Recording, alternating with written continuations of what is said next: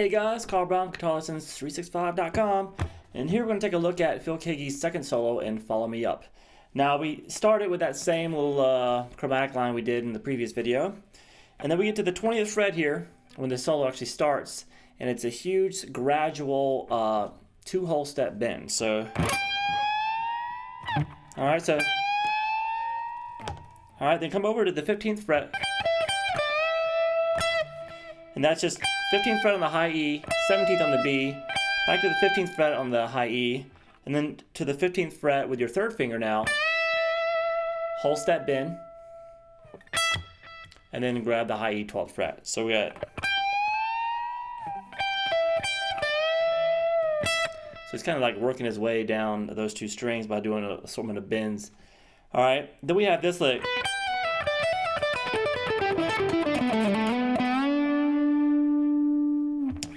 Alright, so we have the 12th fret on the B string.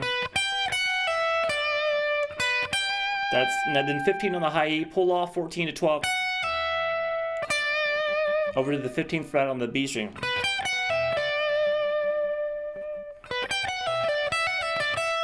Then we have hammer and pull off 12 to 14 to 12 on the high E. 15 on the B, back to 12 on the high E. Alright, now we're going to kind of go down the scale. It's just E minor. We have, so this is kind of like a, you can do this with straight picking or legato, whatever, or pull-offs. So we just pull off 15 to 12.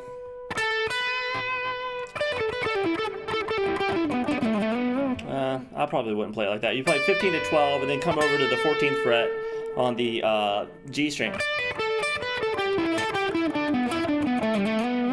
That sounds like a more defined lick when you go 15 to 12 to 14, and then come back to 15 on the B string, then 12 again, then 14, 12 on the G, and then into the 14th on the D string. And do the same thing again. Same lick basically on the 14th and 12th fret, just going down through the E minor scale to the A string. Then come down all the way to the 12th and the 10th fret on the A string. Slide from 12 back to 14. The big bend. It's a step and a half bend. Hold it and slowly release it. And then we have this.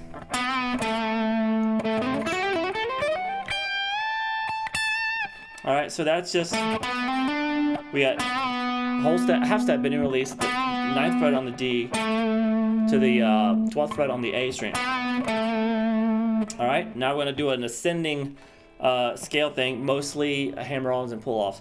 We're just going to pick the first note on each string, so we're going to pick the A here on the A string, 12th fret, then 9, 10, 12, you're going to pick 9 and hammer on 10 and 12 on the D string, then 9, 11, 12 on the G, you're going to go all the way up, then come back down to the 9. Then go back up. Then 10, 12, 13 on the B string, and then 10, 12, 14 on the height.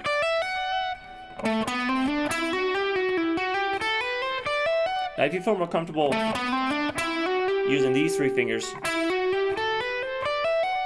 by all means do it. And then you slide up to the 15th fret and do whole step bends on the 15th fret. Then pull off to the 12th fret, and then do some just quick little hammer pull-offs from 12 to 15. Then you catch just one of them, just pick the 14th fret, and you have this little, well, I had to get the lick in my hand here. So we have,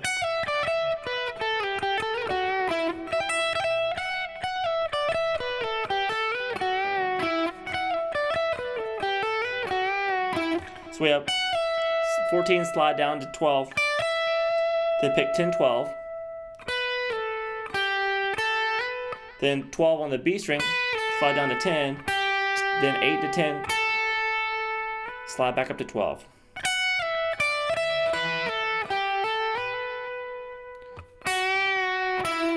Then a slight bend, half step bend at the 7th fret on the B to the 9th fret on the G. Alright, then we have this.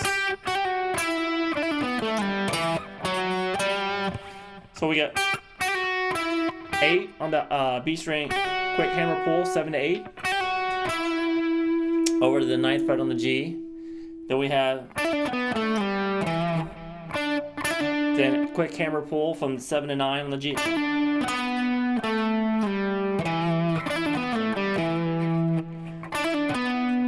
Over the 9 on the D, slide down to 7, and then 5th fret on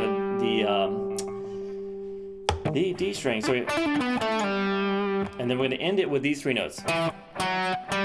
So that's just 7 on the A, 4 on the D, 5 on the D. Then we have this little lick. So that's a cool one. It's like kind of an arpeggio across string. We have, so it's 9, 9 on the D to the G. Then the 7th fret on the B string, 8, 10, slide up to 12. Then 10, 8, 10. Now make sure you don't let those ring together. Separate them as they go up. You gotta release the pressure on each string as you go up.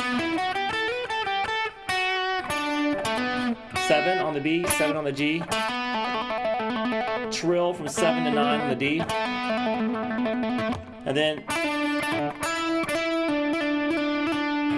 quick little hammer-ons and pull-offs while he does kind of bends it, I think probably with a bar or whatever on the G string. And then you have that same chromatic line. And instead of going down to the open E, he just holds that F, the 1st fret there, leading into the 3rd and final solo, which we'll take a look at next. See you then.